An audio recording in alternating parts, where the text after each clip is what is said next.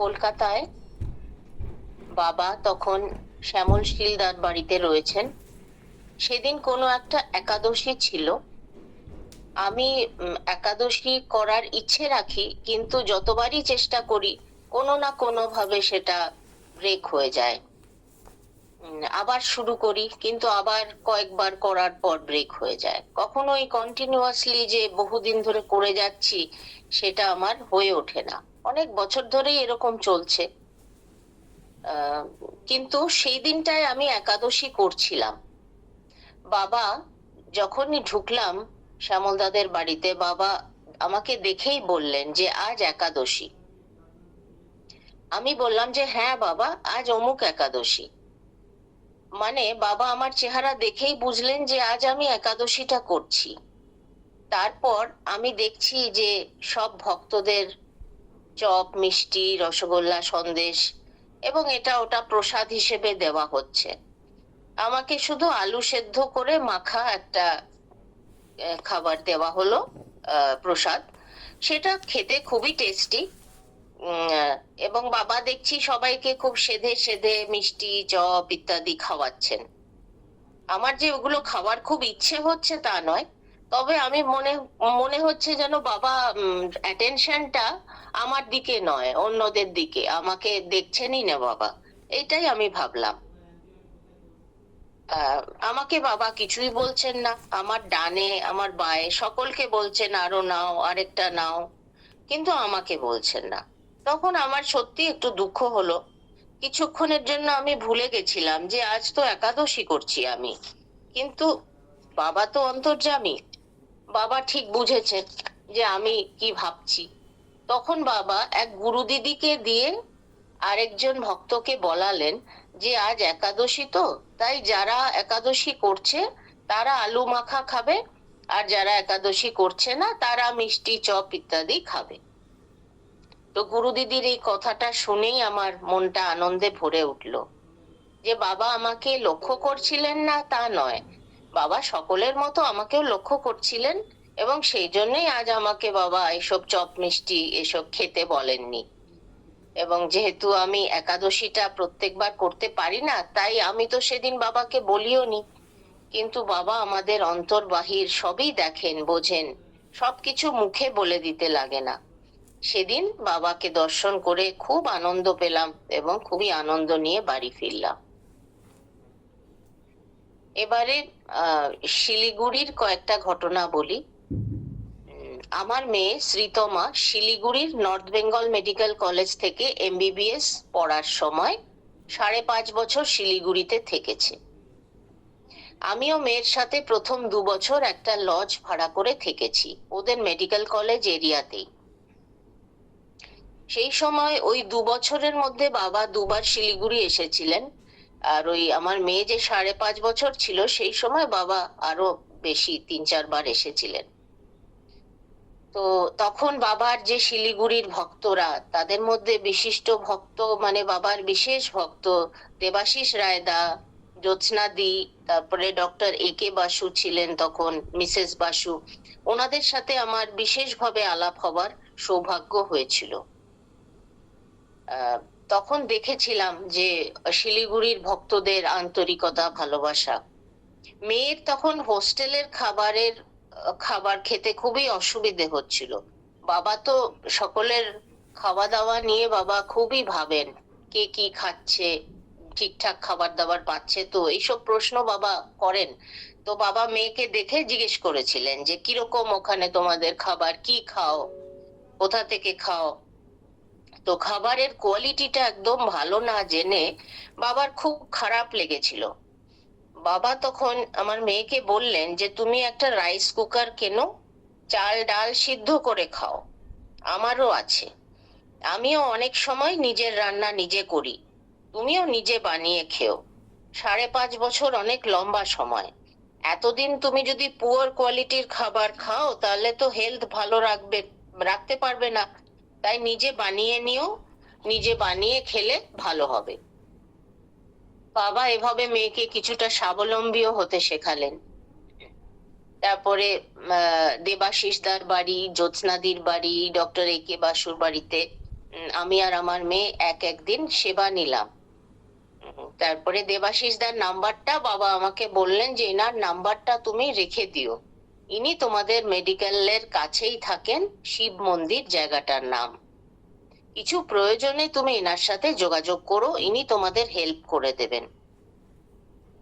আমি তো শিলিগুড়িতে অল্প দিনই ছিলাম, কিন্তু এখানকার ভক্তদের আন্তরিকতা অতুলনীয়।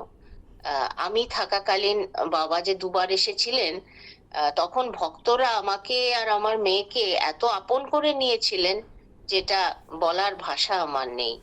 এটা অনুভবের ব্যাপার। একবারের জন্য তখন আমাদের মানে মনে হয়নি যে আমি এখানকার নয়, অল্প দিনের জন্য এসেছি। তারপরে দেখছিলাম যে দেবাশিস দার বাড়িতে প্রোগ্রামে দেবাশিস দা আমার মেয়েকে দেখিয়ে অন্যদের সাথে পরিচয় করাচ্ছিলেন যে আমার ভাগ্নি বলে।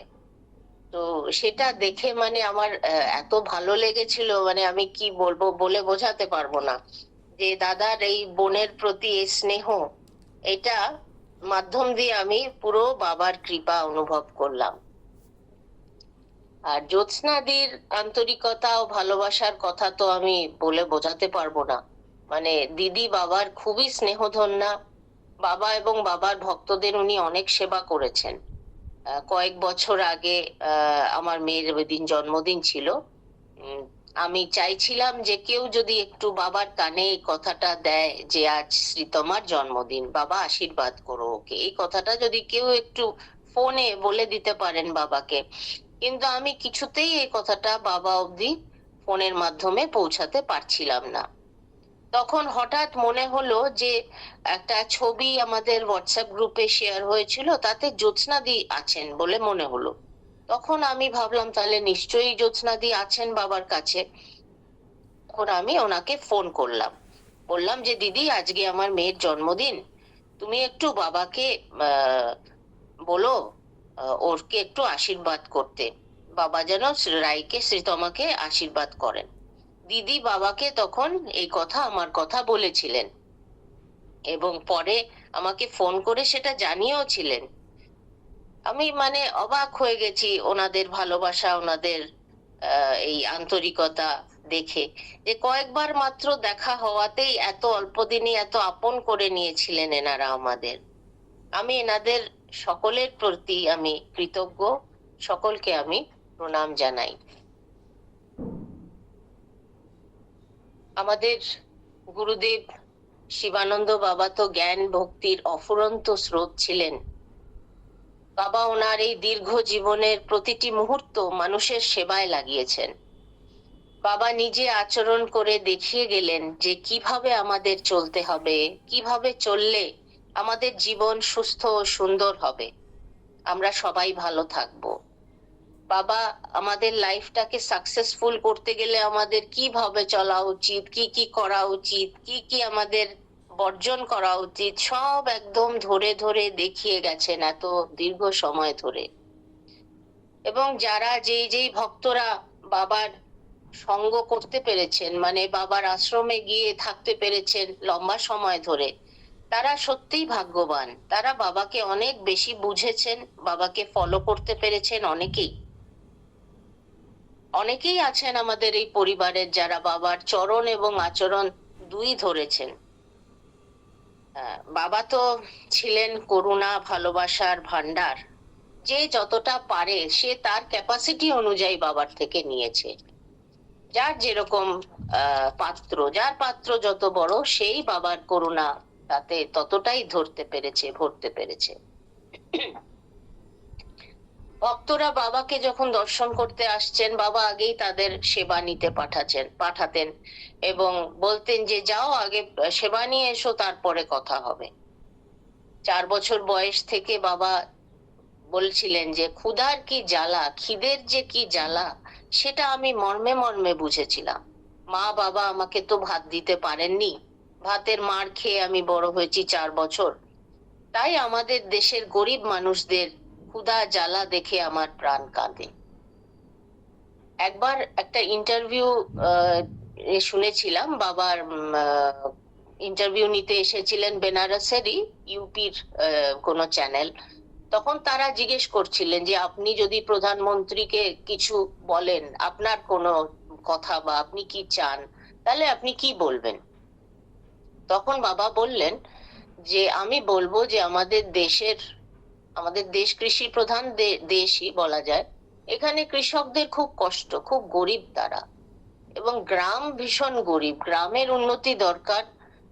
যতদিন না গ্রামের উন্নতি হবে ততদিন ভারতের উন্নতি হবে না। সেই জন্য গ্রামের উন্নয়নের দিকে ওনার বেশি নজর দিলে ভালো, এটা বাবা বললেন। এবং গরিব মানুষরা দুবেলা যারা খেতে পারে না, ওরা যাতে দুবেলা ভালোভাবে খেতে পারে তার ব্যবস্থার দিকেও উনি নজর দিলে ভালো। আমি এটা চাই। আমার মনে ভীষণ দুঃখ যে আমাদের দেশ গরিব দেশ, এবং এখানের গ্রামের মানুষ এখনো ভীষণ গরিব। এই কথাটা বাবা বললেন, শুনলাম। বাবা উম বাবার যেই অফুরান ভালোবাসা সকলের প্রতি, এটাও মানে অতি বিরল, এরকম সত্যি দেখা যায় না। তারপরে বাবা আমাদের অনেক কিছুই শিখিয়েছেন, তার থেকে আমার যেটুকু মনে পড়ছে আমি দু একটা কথা বলছি। যে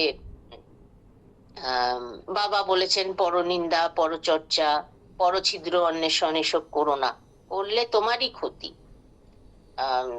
don't find fault of others. তারপরে কাউকেও দুঃখ দেব না, কারো ব্যবহারে দুঃখিত হব না, কারোর ফল্ট ফাইন্ড করব না। আরেকটা বাবা বলতেন খুবই, যে you should not we shall not interfere with other people's thought processes. অন্যরা কে কি ভাবছে সেটা নিয়ে আমাদের ভাবার দরকার নেই, মানে নিজের কাজটা নিজে মন দিয়ে করে যাও, এটাই বাবা বলেছেন। আরেকটা, আমাদের জিভের দুটো কাজ, একটা খাওয়া দাওয়া আর একটা কথা বলা। তো এই জিভটাকে কন্ট্রোল অফ টাং, এই কথাটাও বাবা বলতেন, যে খাওয়া দাওয়াটা আমাদের একটা পরিমিত করা উচিত। দিনে দুবার খেলেই যথেষ্ট, ম্যাক্সিমাম 3বার আমরা খেতে পারি, এবং সত্ত্বগুণের বৃদ্ধি হবে এরকম খাবার খাওয়াই আমাদের উচিত। আর দ্বিতীয় কথা উনি বলতেন, যেটা জিভের কাজ, সেটা হচ্ছে কথা বলা। আমাদের এমন ভাবে কথা বলা উচিত যাতে কেউ আমাদের কথায় দুঃখ না পায়। আর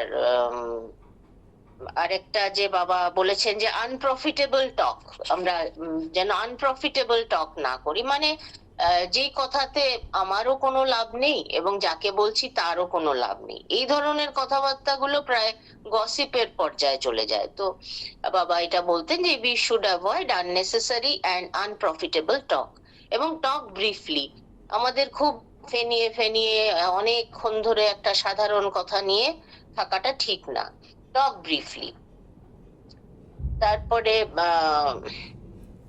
বাবা বলতেন যে মানুষ সবাই মনের কথা শুনছে, মন যেদিকে নিয়ে যাচ্ছে সেদিকেই মানুষ ছুটছে, বুদ্ধি অ্যাপ্লাই করছে না। আসলে বুদ্ধি তো মনেরও আরো ভেতরে, আমাদের যে বিভিন্ন কোষে তৈরি, আমরা যে বাইরের আমাদের শরীর, তারপরে শ্বাস প্রশ্বাস, তারপরে মন, তারপরে বুদ্ধি, তারপরে আমাদের আরো সূক্ষ্ম জিনিস আত্মা। তো এইটা আমাদের মনটা যদি কন্ট্রোলে আনতে পারি, মাইন্ডটাকে কন্ট্রোলে আনলে, তাহলে আমরা বুদ্ধিটার অ্যাপ্লাই করতে পারবো, মানে বিচার করতে পারবো। কোনো একটা কাজ আমি করব কি করব না, এইটা ভাবতে গেলে মনই আমাদের সেই জায়গায় যেতে দেয় না। বাবা উদাহরণ দিতেন যে রসগোল্লা দেখছে, রসগোল্লা খেলে জানে যে তার ক্ষতি হবে, অলরেডি ডায়াবেটিস আছে, তাও রসগোল্লা খাচ্ছে।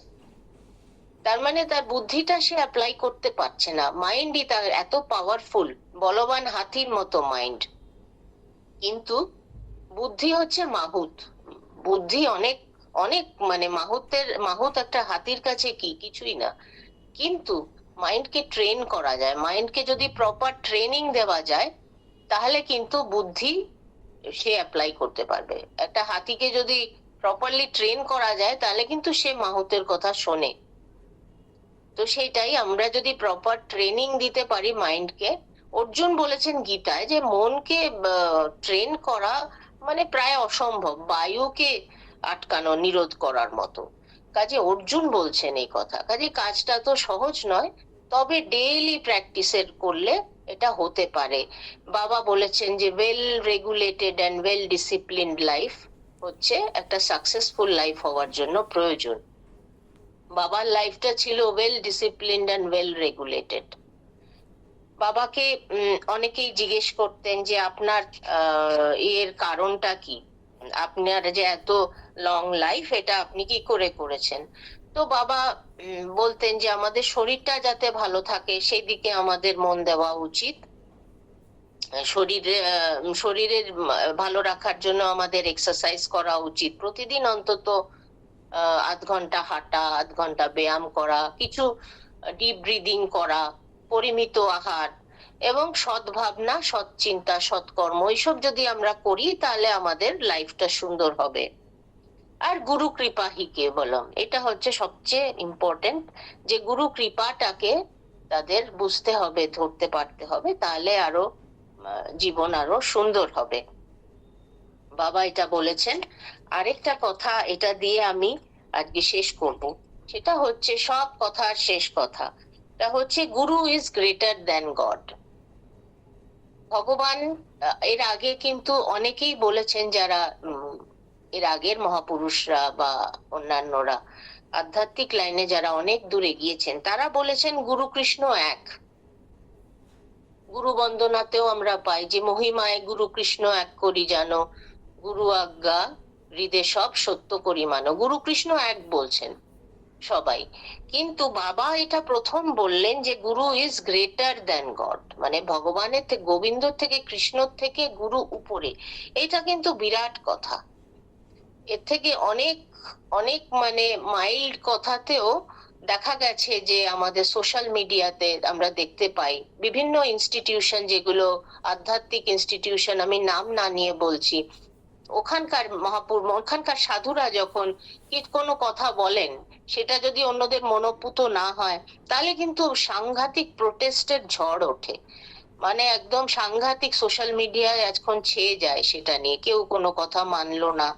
কিন্তু বাবা এটা বলেছেন বিভিন্ন সময়, কিন্তু এটা নিয়ে কেউ কখনো কোনো কথা ওঠায়নি।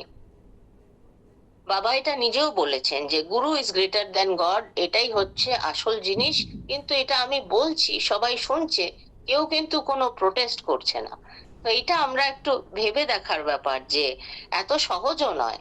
কেউ কিছু বললো, সবাই মেনে নিল, আমরা ভক্তরা বাবাকে জানি, আমরা বুঝছি যে এটা কতটা সত্যি কথা, কিন্তু বাকিরাও কিন্তু এটা নিয়ে কেউ কোনো কথা বলছে না।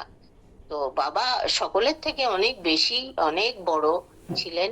বাবা নিজেকে খুব ঢেকে রেখেছেন, আমাদেরকে বাবা ঠিক বুঝতে দেননি যে বাবা কি ছিলেন। তো আমাদের খুবই ভাগ্য যে আমরা এরকম একজন গুরু পেয়েছি। বাবা বলেছেন যে গুরুর কৃপাটা কেন দরকার, গুরু কৃপা না হলে, গুরুর কৃপা না ধরতে পারলে জন্ম মৃত্যুর বন্ধন থেকে মুক্তি পাওয়া অসম্ভব, ঈশ্বরের এতে কোনো হাত নেই। কাজেই এটা একটা বিরাট জিনিস, আমাদের অনেক ভাগ্য যে আমরা এরকম গুরু পেয়েছি।